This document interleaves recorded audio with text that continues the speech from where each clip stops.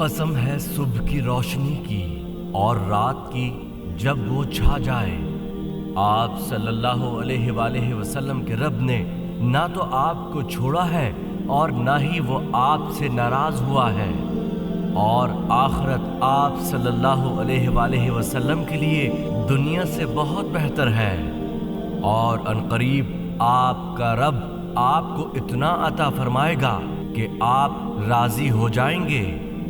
کیا اس نے آپ کو یتیم پایا تو ٹھکانہ نہیں دیا؟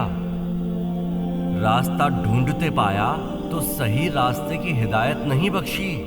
تنگ دست پایا تو پھر غنی نہیں کیا؟ لہٰذا کسی یتیم پر سختی نہ کیجیے اور کسی سائل کو نہ جھڑکیں، اور اپنے رب کی نعمتوں کا خوب تذکرہ کیجیے۔